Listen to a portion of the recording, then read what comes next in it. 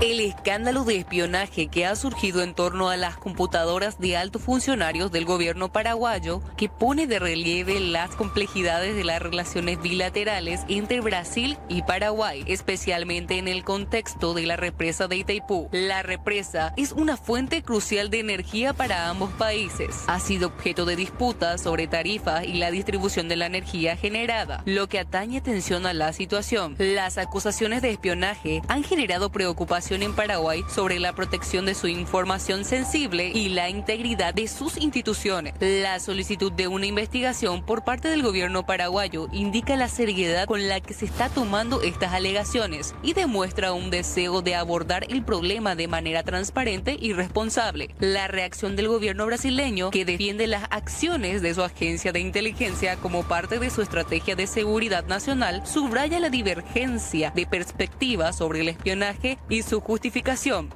La presión para implementar reformas que limiten el abuso de poder dentro de estas agencias podría ganar fuerza a medida que avanza la investigación.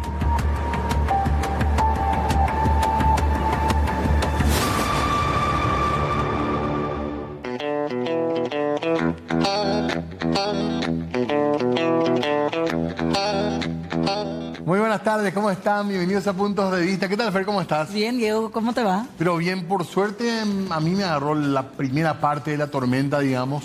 Ah, ¿en serio? ¿Por la centro de calle? Asunción, sí. Por Iturbe, bajeando Iturbe. Era impresionante. El cruce con Rodríguez de Francia, una locura la cantidad de agua en tan poco tiempo.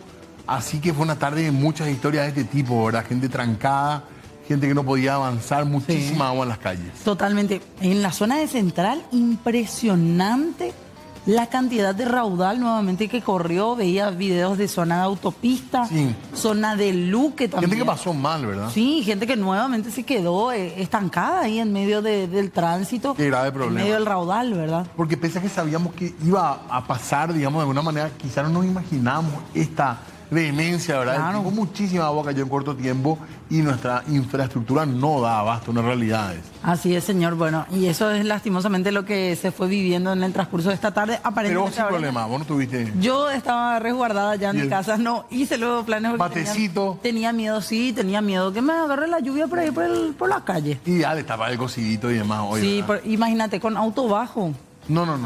preferentemente Claro. no salir, pero hay mucha gente, Diego, que lastimosamente tenía que hacerlo porque les agarraba a muchos justo saliendo del trabajo, por ejemplo. Así mismo, y el transporte público, que sabemos que normalmente, si es que hay una normalidad, ya es un lío. En estas condiciones, esperar en las calles, no hay lugar para esperar. Sí. Las veredas están en mal estado, no tenés certeza de cruzar una calle tampoco. ¿Dónde estás cruzando? Miren lo que es, cómo estaba la tarde hoy, porque estos raudales fueron la marca, Sí. efectivamente, de la tarde.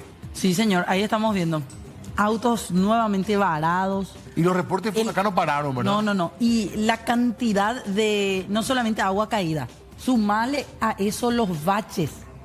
Impresionante. Es que no sabes por dónde estás andando. Sí. Es peligrosísimo realmente. Y algunos baches se forman ahí rápidamente después con el agua que corre, ¿verdad? Lleva el asfalto y aparecen nuevos baches en tu camino, porque uno pues se Sí. memoriza. Claro, más o menos sabes. Sí, más o menos. Tu camino al menos, Cuando es ¿verdad? tu camino, vos ya sabes en dónde hay un bache. Pero si se te forma uno ahí de la nada, Claro, uno cándidamente dice quédense en casa, Mira. pero no es una opción. Miren lo que es esto, mirá el de la moto. impresionante. ¿Y qué haces ahí, Diego? Difícil es la Esto decisión, no, porque... no reconozco el lugar. A ver, ¿qué zona es? Luque, sí, ahí está. Por eso, yo... Cerca del mercado de Luque. Porque mira, ¿qué haces con esa desesperación de que se te vaya tu móvil? No. Se te va la moto. Terrible, es tu medio de trabajo, tu medio de transporte. Y nada, por suerte se pudo atajar, ¿eh? Sí, Esto y pudo haber le sido mucho más ayudaron grave. también las personas que estaban ahí. Pero mirá lo que ¿Por es. qué pasa esto, verdad? No me debería ocurrir esta situación. Para mí es malísima planificación también, ¿verdad? Aparte, no estamos en temporada de lluvias que vos decís, bueno, y está todo saturado, no venimos de esa situación. Venimos Al de una contrario. sequía. Pues claro, bueno, por suerte en este caso podemos mostrar así, ¿verdad? Sin mayor angustia, pero sí fue un momento muy complicado. Fue la marca de la tarde realmente. El tiempo va a continuar así inestable, pero esperemos que ya no sean de estas tormentas tan grandes. Así es, señor. Bueno, y cambiando de tema, dejando la lluvia de lado, esperando que ya venga el fresquito nada más, que ya pare el tiempo inestable. Si bien es cierto, en el campo sí ayuda muchísimo, en las ciudades donde complica lastimosamente. Pero hacía falta en algunos lugares. Hacía falta, sí, señor. Tenemos que hablar del otro tema del día. Así Espionaje, Diego. Cuando hablamos de seguridad, a veces pensamos en las fronteras terrestres y ya sabemos que son vulnerables. Después empezamos a hablar de las aéreas y sabemos que también son vulnerables y pedimos radar, pedimos esto que lo otro. Sí. Y ahora sí que entramos a una zona que parece muchísimo más difícil de proteger si no hay una inversión seria y cuidado serio, y sobre todo si la gente que tenemos en la región tiene un poder mucho más importante que el nuestro, ¿verdad? Porque esto es un tema de soberanía prácticamente. Y mucha tecnología también. Mucha tecnología.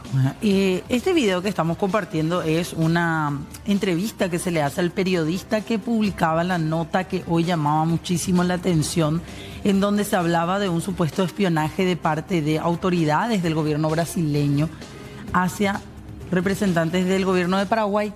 Porque esto surge así, ¿verdad? No es una información que se genera en nuestro país. No.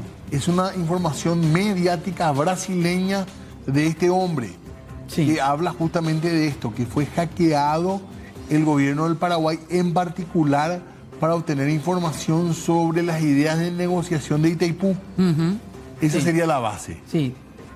Y esto se publica en un medio digital brasileño y salta el escándalo, podríamos decir, que involucra después a las autoridades principales, en nuestro caso, el canciller, y en el Brasil hasta Lula habló del tema. Sí. Y el propio gobierno brasileño Claro. emitió un comunicado también. Donde, bueno, dicen que no ahora, dicen. Sí. Y eso es lo que llama la atención, porque el gobierno de Lula da Silva dicen, nosotros no... Claro, nosotros no. No espiábamos a ningún representante del gobierno paraguayo. Pero aparentemente hubo una autorización previa a la asunción de los ministros de Lula. Es decir, tirándole la pelota al gobierno de Bolsonaro. Siempre se ha dicho, y al menos se repite esto, que Brasil tiene una línea de proceder diplomático marcado por Itamaraty, por su Cancillería, Ajá, sí. y que esto sobrepasa a los gobiernos.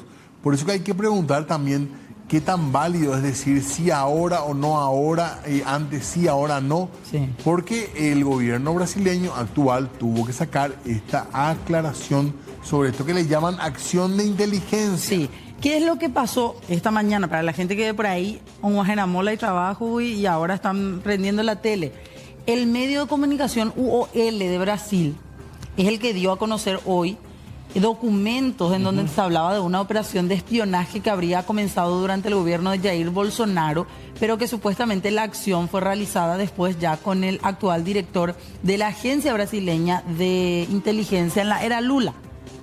E incluso ellos dicen que accedieron a un documento que indica que se hackearon computadoras del gobierno paraguayo para obtener información confidencial relacionada a la negociación de tarifas de la hidroeléctrica Itaipú.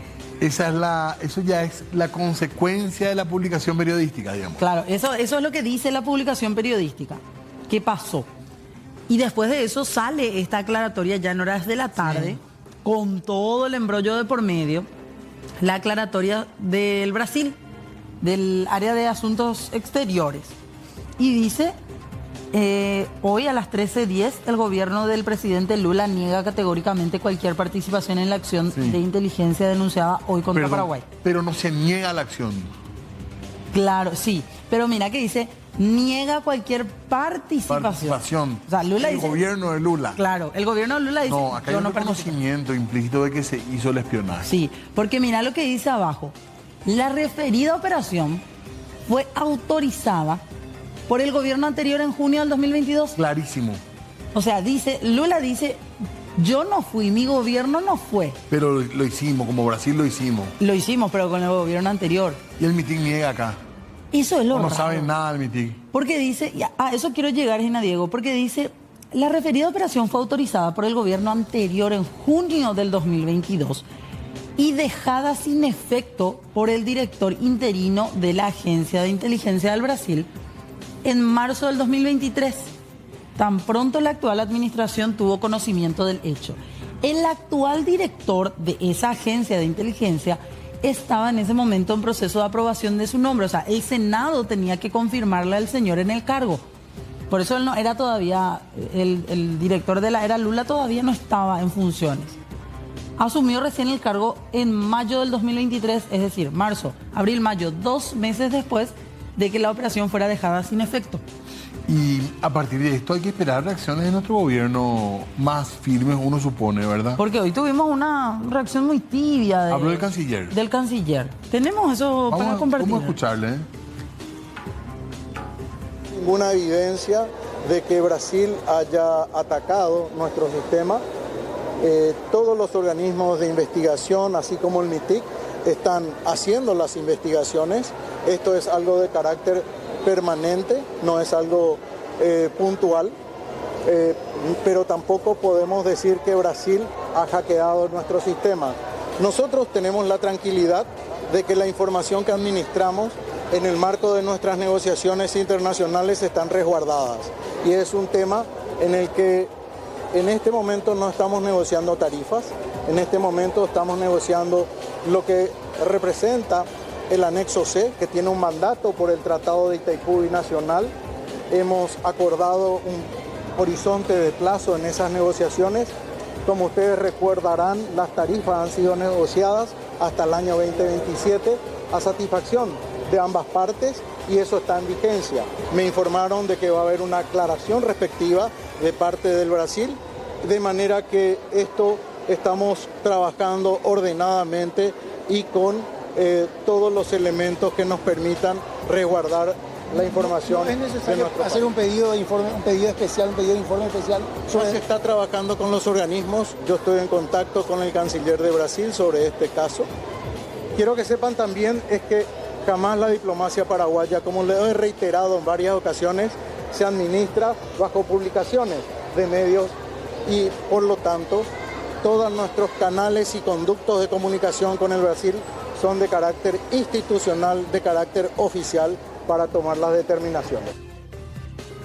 Bueno, lo que decía el canciller Ramírez Lescano entonces en la jornada de hoy, Sí.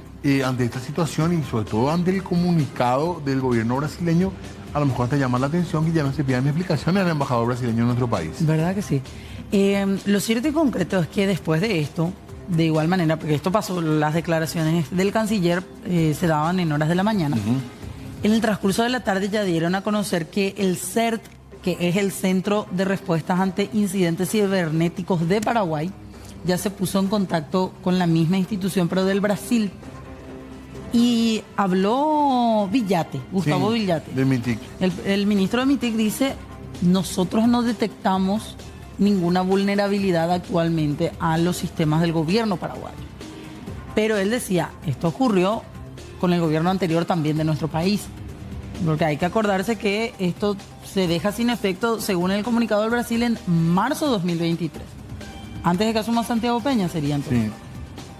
Y es gravísimo en términos de seguridad, pero también en términos de soberanía. Claro. Que un país como Brasil esté espiando a nuestro país, realmente cuesta mucho entender que no genere ya una reacción más airada de parte de nuestro gobierno.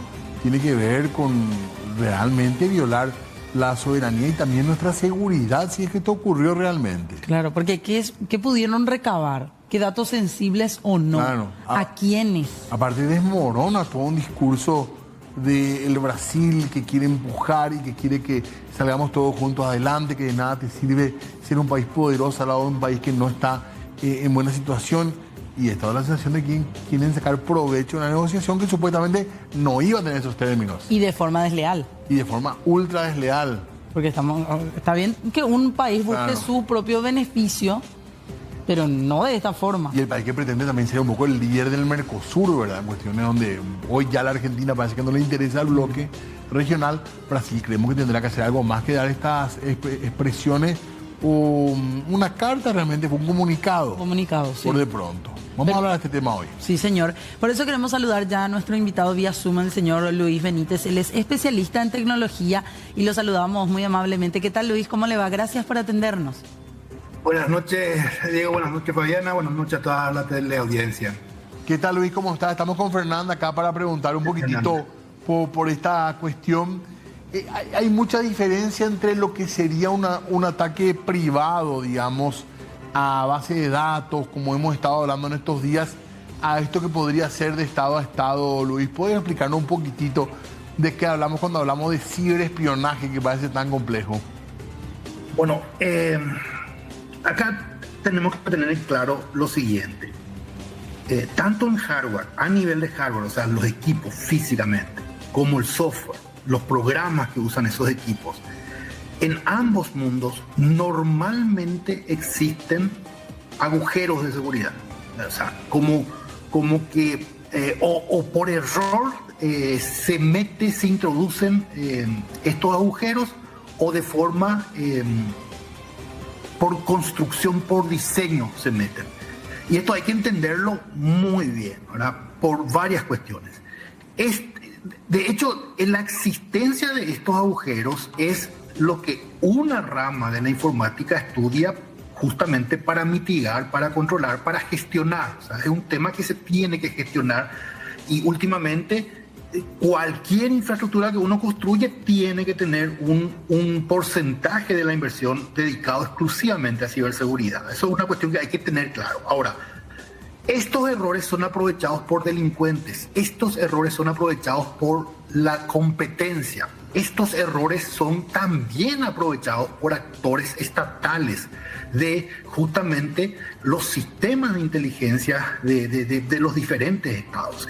Y acá hay que tener claro lo siguiente, o sea, en estos equipos muchas veces se mete capacidad de espionaje o inclusive hasta militar de los estados. Fíjense, por ejemplo, lo que sucedió con Hezbollah en el hecho de que todos los Vipers de todos los terroristas explotaron en un momento determinado. O sea, fíjate el nivel de complejidad que tiene que tener el poder infiltrarse en el sistema de producción de estos equipos para distribuir finalmente y después activar en un momento determinado. O sea, ese tipo de cuestiones sucede, existen, no es ciencia ficción, y obviamente hay, acá ya entra así cuestiones de geopolítica a nivel regional, a nivel global, que son luchas que existen desde que Internet es Internet, desde que la tecnología es tecnología, ¿verdad? Sí. Está la guerra existente entre Rusia, Estados Unidos, China, Estados Unidos, Irán, Estados Unidos en Internet. O sea, permanentemente desde Estados hay ataques. Se tiene ya registrado, por ejemplo, un ataque, pero así, de forma así tan sutil, tan inteligente del Estado israelí a Irán, al sistema de construcción de bombas atómicas de Irán, que fue una cuestión así alucinante de ciencia ficción, cómo pudieron hacer esa infiltración. Por ende, yo les diría que de estado a estado es hasta natural y normal el buscar este tipo de cuestiones, justamente para tener sistemas de inteligencia, tener la información adecuada, de tal manera poder tomar decisiones en un sentido u otro según los intereses del Estado. Uh-huh. Por eso no me resulta absolutamente extraño que Brasil haya hecho esto con nuestro país. De hecho, o sea, si alguien gusta de la historia, puede buscar el libro de Doria Tioto, que habla del análisis de diplomático en la relación Brasil-Paraguay desde finales de la Guerra Grande hasta 1950, más o menos, el libro. Y todo el libro trata de espionaje, de diplomacia entre Argentina, Brasil, en territorio paraguayo, etcétera. O sea, a mí no me resulta absolutamente extraño esto, y el problema está en el hecho de que eso es algo dado, existe. Ahora bien, el Estado paraguayo, en este nuevo contexto, en el mundo digital, tiene que levantar todas las políticas necesarias de tal manera poder tener capacidad para defenderse, para detectar y para atacar también, ¿verdad? Claro, y eso es lo que no está haciendo. Claro, sobre eso justamente ahí quería ir, señor Luis. ¿Cómo está viendo usted lo que está haciendo o no está haciendo, no sé, el gobierno paraguayo ante este tipo de situaciones? La semana pasada hablábamos aquí en el programa mismo sobre supuestas filtraciones de datos a través de hackeos también, datos, informaciones sensibles de paraguayos y paraguayas que estaban en la Deep Web. vendiéndose a mansalva supuestamente. Sí. O sea, ¿qué hace el gobierno paraguayo a continuación para cuidar por sobre todo la seguridad a nivel cibernético o a nivel de ciberseguridad específicamente de sus pobladores? Bueno, a ver, eso debería entrar dentro de lo que serían las políticas públicas de transformación digital. Algo que se habla mucho últimamente desde el BID, desde los organismos multilaterales y desde el MITIC propiamente, ¿verdad? Ahora, lo que no se ve, no se siente, es el hecho de que nosotros no estamos en un proceso de transformación digital. Estamos en un estado de predigitalización. Y en ese contexto también estamos en un estado previo a armar esquemas de ciberseguridad. O sea, ¿qué quiero decir con esto? Cuando ustedes se fijan en el diagrama del MITIC, por ejemplo, y conste que está como un artículo misional dentro de la ley del MITIC, las direcciones de ciberseguridad, existe una dirección general y esa dirección general tiene una sola dirección y esa dirección tiene 3 unidades de jefatura. Y todo lo que está ahí son esquemas total y absolutamente reactivos. El CERT es una unidad reactiva. ¿Qué significa eso? Vos tenés que avisarle si es que hubo o no un hackeo. Teóricamente hay planes de implementar lo que se llama un SOC, un Security Operation Center, que es básicamente un establecimiento, una unidad 7x24 que va monitoreando todas las actividades. Pero no se están desplegando esas actividades, no se está adquiriendo los equipos necesarios, no se está entrenando a la gente acorde a esto. Entonces, lo que se ve básicamente es la desarticulación y sobre todo la tercerización de cuestiones claves, críticas para el Estado, como en temas de ciberseguridad. En ciberseguridad, al Estado le resulta difícil contratar gente. ¿Por qué?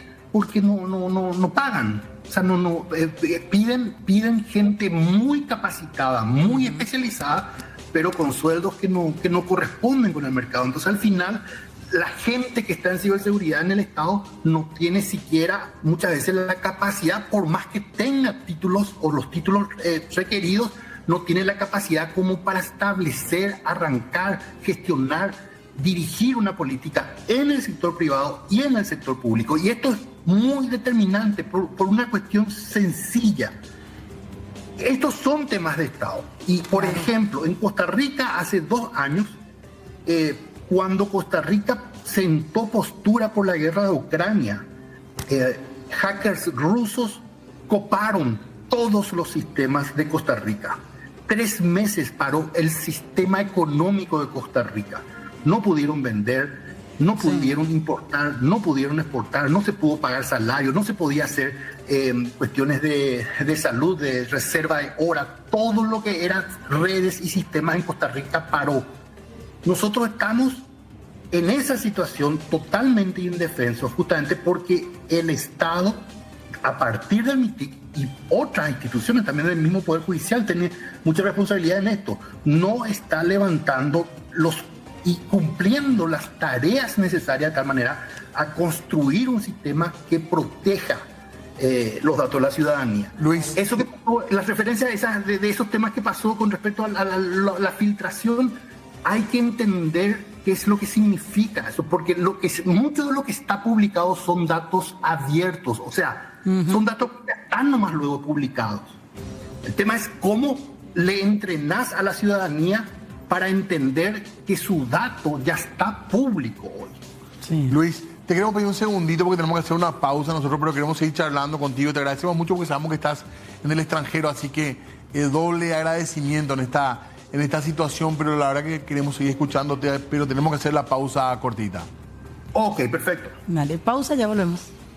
Muy bien, 19:35 minutos, 22 grados ahora de temperatura. Estamos hablando de esto que fue un acto de espionaje, podríamos decir ya. Sí, señor, así es. Y estábamos abordando un poco con el especialista Luis Benítez acerca de esto, hablando además también de las falencias, Sí. porque decías, Diego, y me parece algo muy importante que recalcar, vos dabas a entender al inicio del programa, esto al fin y al cabo es una cuestión de defensa de un país también. Es soberanía pura. Es soberanía. Yo le quería preguntar a Luis si está ya conectado con nosotros, si una cuestión como esta, digamos, ¿cómo puedo decir para no parecer cándido? Pero que sea Brasil contra Paraguay, ese tamaño, ese poderío que tiene Brasil en lo militar, en lo económico, también se puede sentir, o en esta área podemos reducir, digamos, esas diferencias que tenemos con Brasil, Luis. Bueno, la cuestión ahí, hay que entender que ellos tienen preparación, tienen cualquier cantidad de ingenieros dedicados, estudiando el tema, tienen unidades de militares de defensa, preparados para todo lo que es la ciberguerra, la guerra electrónica, etcétera. Y nosotros, de nuestro lado, es como muy incipiente, si bien hay avances, los avances son muy lentos y la cuestión es que inclusive, no sé, creo que ya existe como nueve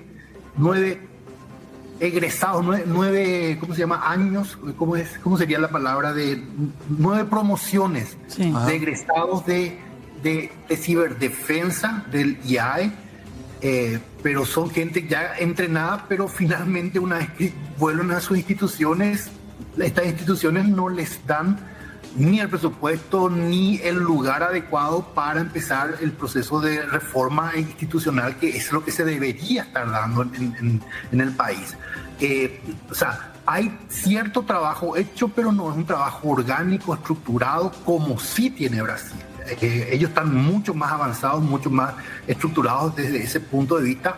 Históricamente, ya hace décadas, nosotros recién estamos empezando, prácticamente desde el gobierno anterior, ¿verdad? Por eso es que justamente es aún más preocupante, porque nosotros seguimos avanzando, entrando ya estamos a mitad de la segunda década del siglo XXI y estamos dejando de lado tareas que necesitamos para profundizar esta transformación digital que tanto se habla, ¿verdad? Y la cuestión acá es que con pocas unidades que tienen muy alto conocimiento, yo creo que podemos llegar a hacer lo mismo a Brasil, a Argentina y a otros estados. El tema es que tenemos que hacer la inversión como para tener esa capacidad. Hoy, hasta ahora, es mínima lo que tenemos ahí, casi inexistente. En un momento dado se había descubierto, creo, una intención china también de espionaje, Luis. Eso lo habían logrado acá, ¿verdad? Sí, o sea, los chinos están en el país desde que está en Internet prácticamente. O sea, ¿qué es lo que pasa, Diego?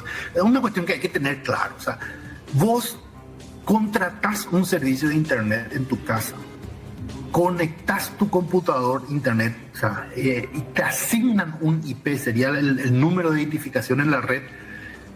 No creo que pase más de una hora en que tu IP empieza a recibir ataques.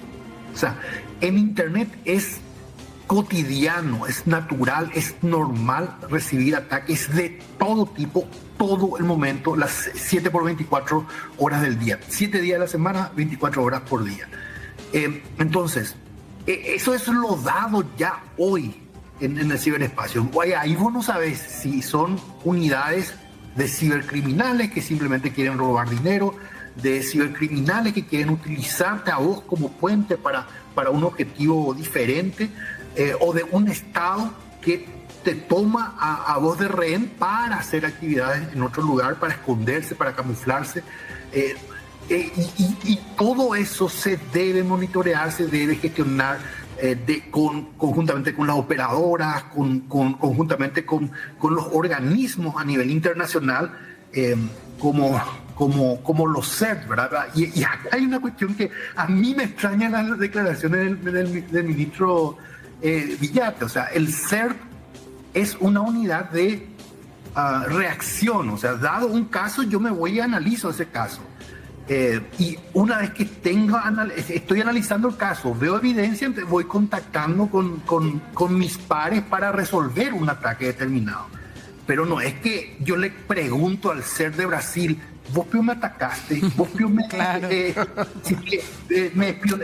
alguna actividad Me espionaje. espiaste, ¿Qué sí. más sentido eso? No tiene absolutamente sentido. O sea, y ahí te das cuenta de que estamos mal asesorados. Claro. Desde todo punto de vista. O sea, pues, estos son temas que se deben tratar a nivel de Cancillería. Sí. Y es justamente esa una de las críticas que tenemos, así como comunidad de técnicos.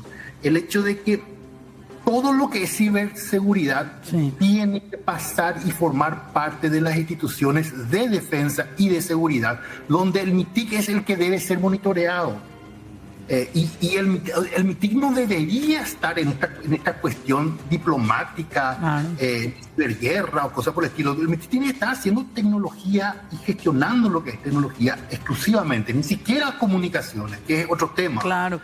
Previendo ese sistema de defensa que necesitamos también a nivel cibernético, ¿verdad? Claro. Totalmente. Luis, te queremos agradecer. Lastimosamente nos estamos quedando sin tiempo, pero seguiremos hablando seguramente de este u otros temas relacionados a este ámbito. Te agradecemos y te mandamos un abrazo muy fuerte aquí desde Asunción. Perfecto. Un saludo. Hasta luego. Muchas gracias, Luis, muy amable. Gracias. Gracias. Bueno, tenemos que hacer una pausa más. Qué interesante todo lo que nos dejó. Sí, señor. A seguir charlando además. Así es. Ya venimos.